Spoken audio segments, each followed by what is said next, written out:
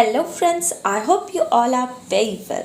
So, friends, after a long time, today I will share with you the very interesting and beautiful Nibandh written by Hajari Prasad Dwivedi. And the Nibandh name is Kutach, and I hope you definitely like it. So the friends, इस निबंध को मैं आपको 3 parts में divide करके बताऊंगी. So the first part is निबंध का सार क्या है, ओवरऑल निबंध में क्या हुआ है ये बताऊंगी. So the second part is इसका मूल भाव क्या है कि निबंध आखिर हमें क्या, उसकी मूल भावना क्या है इसमें. और द थर्ड पार्ट इज इसका क्या मैसेज है, क्या संदेश देना चाहता है ये निबंध हमें. तो इस तरीके से मैं आपको इस पूरे निबंध को इसको 3 पार्ट्स में डिवाइड करके देन आपको मैं इसको समझाऊंगी. And I hope you definitely like it. So let's get started. So first part is Kutaj ललित. जो निबंध है इसका सार क्या है.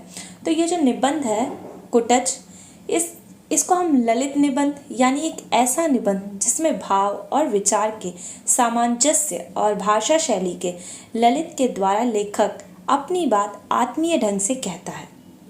कुटच के बहाने से हजारी प्रसाद द्विवेदी मानव प्रकृति और मानव धर्म के ऐसे पहलुओं पर प्रकाश डालते हैं जिनका कि मानव सभ्यता और संस्कृति के विकास में केंद्रीय महत्व है. यानी कुटच के माध्यम से हजारी प्रसाद द्विवेदी जी इसमें ऐसी भावनाओं को व्यक्त करते हैं जो कि हम मानव की स्थितियों से, हमारी परिस्थितियों से मेल खाते हुए हैं. द्विवेदी जी जो थे वो मानवतावादी लेखक थे और वो जीवन में जो भी संघर्ष और प्रेम वो दोनों को समान महत्व देते थे. उनकी दृष्टि में यदि हमारा स्वार्थ सभी का स्वार्थ ना बने तो मानव जीवन की सार्थकता क्या है. अपने इसी दृष्टिकोण को उन्होंने कुटच के माध्यम से व्यक्त किया है. कुटच एक अल्प प्रकृति का रूप है, लेकिन जो किसी यश और अर्थ की कामना के बिना, किसी के आगे नतमस्तक हुए बिना अपने जीवन के लिए रस ग्रहण करता है और इस संघर्ष धर्मी जीवन से जो सौंदर्य व सृष्टि को प्रदान करता है, यानी कि जो मतलब किसी भी मुसीबत से हार नहीं मानता है, जो उस पर निडर रहता है और आखिरी तक वो लड़ता रहता है. कुटच के माध्यम से हजारी प्रसाद द्विवेदी जो हमें यही सारे बता रहे हैं.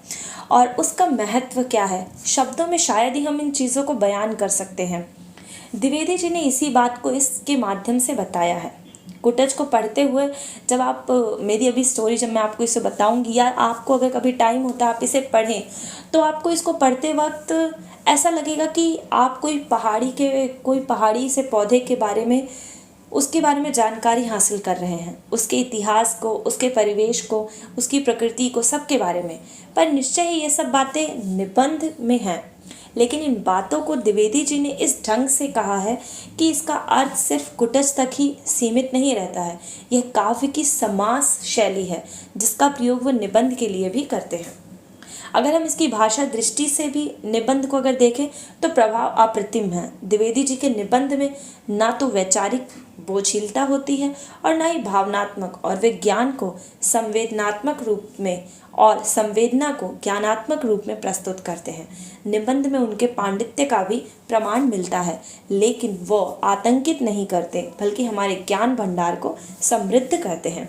तो ये तो हुआ कुटच निबंध का सार था, मतलब कि कुटच निबंध आखिर क्या था, उसकी भावना, मतलब उसमें भाषा कैसी थी, कुटच निबंध क्या था, हजारी प्रसाद द्विवेदी कुटच निबंध से क्या बताना चाहते थे, इसके बारे में आखिर क्या क्या बताया गया था. तो ये इसका निबंध का एक कंक्लूजन टाइप का हुआ.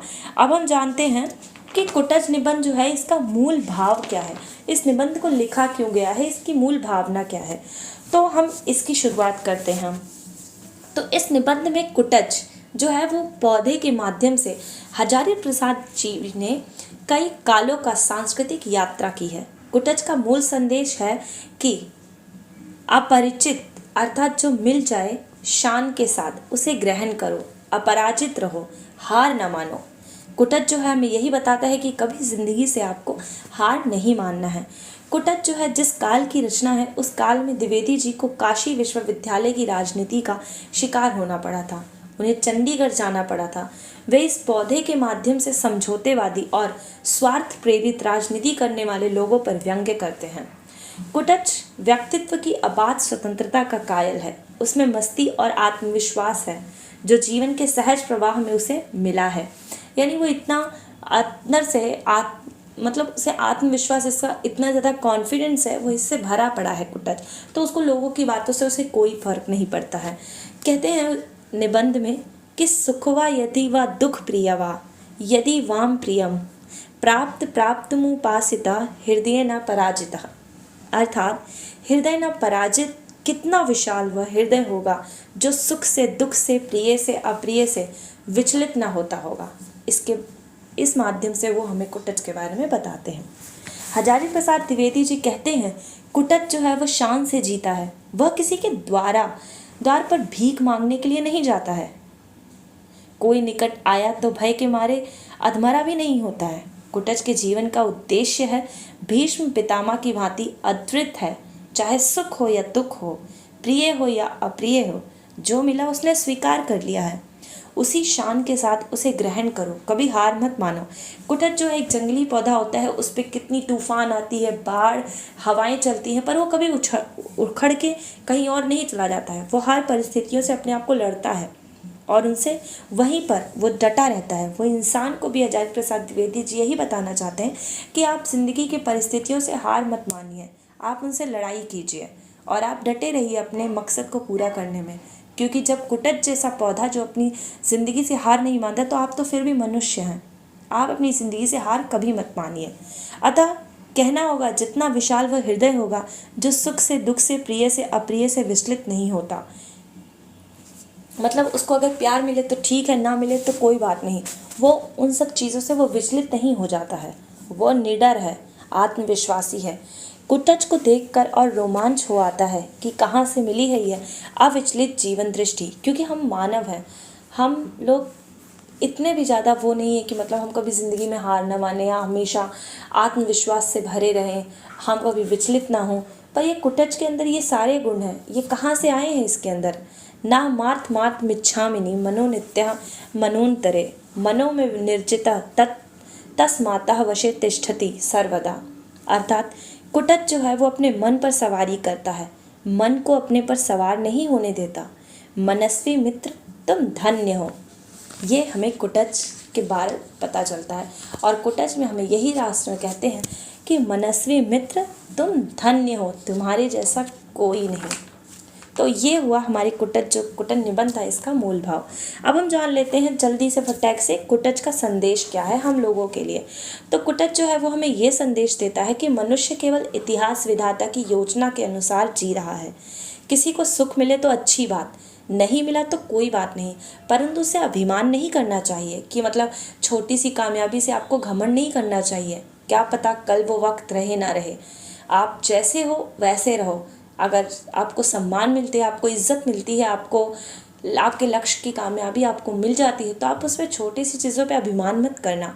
सुख और दुख मन के विकल्प हैं। सुखी वो है जिसका मन वश में है, यानी जिसने अपने मन में को वश में कर रखा है, और वह सुखी है। और दुखी वो है जिसका मन परवश में है, यानी वो किसी और के वश में है, जिनका मन अपने वश में नहीं है, जो अपने को छिपाने के लिए मिथ्या आडंबर यानी झूठ का ढोंग का सहारा लेते हैं, दूसरों को फंसाने के लिए जाल बिछाते हैं। कुटच जो है इन्हीं सब मिथ्याचारों से मुक्त है, यानी वो इन सब के ढोंगों से, इन सब आडंबरों से वो मुक्त है। वो अपने वश में है क्योंकि उसका जो वो सुखी है, क्योंकि उसका जो मन है वो उसके वश में है। वो जो सोचता है वो वही करता है। वैरागी राजा जनक की तरह संसार में रहकर संपूर्ण भोगों को भोग कर भी उससे मुक्त है। राजा जनक की तरह घोषणा करता है कि मैं स्वार्थ के लिए सदा दूसरों के मन पे घुसाता नहीं फिरता, इसलिए मैं मन को जीत सका हूँ, मन को वश में कर सका हूँ। अतः निबंधकार कुटच के बारे में कहते हैं अपने मन पर सवारी करता है, मन को अपने पर सवार नहीं होने देता। मनस्वी मित्र तुम धन्य हो। अपने पर काबू रखने वाला कुटच सभी प्रकार की मोह पशुओं से दूर रहता है। यही कारण है कि निबंधकार ने कुटच की महिमा का प्रतिपादन किया है, क्योंकि जो इंसान अपने मन पर कंट्रोल कर लेता है, अपने पर विजय प्राप्त कर लेता है, वो इंसान ज़िंदगी में खुश रहता है, कभी विचलित नहीं होता, कभी मिथ्या आडंबरों में वो अपने आप को फंसा नहीं महसूस करता है, वो स्वतंत्र होता है। जो इंसान अपने मन पर कंट्रोल कर लेता है। कुटच आखिरी में हमें यही संदेश देता है कि आप अपने मन पर कंट्रोल कीजिए। हर चीज़ों से ये जो मिथ्या है, जो आडंबर है आपको आपके आसपास दिखता है, आप उनमें अपने आप को विलीन मत कीजिए, आप अपने पर विश्वास कीजिए, अपने मन पर कंट्रोल कीजिए। लास्ट में अगर हम इसका कंक्लूजन देखें तो कहा जा सकता है कि आचार्य प्रसाद द्विवेदी जी ने कुटच के माध्यम से अपनी प्राकृतिक संपदा और सांस्कृतिक महिमा की रक्षा की है। मानवीय मनोव्यापार के आरोपण से कुटच का मानविकीकरण करते हुए शाश्वत मूल्यों की प्रतिष्ठापना की है। इस तरीके से ये निबंध जो है यहीं पर समाप्त होता है। मैं आशा करती हूँ कि आपको ये निबंध अच्छा लगा होगा। So thank you.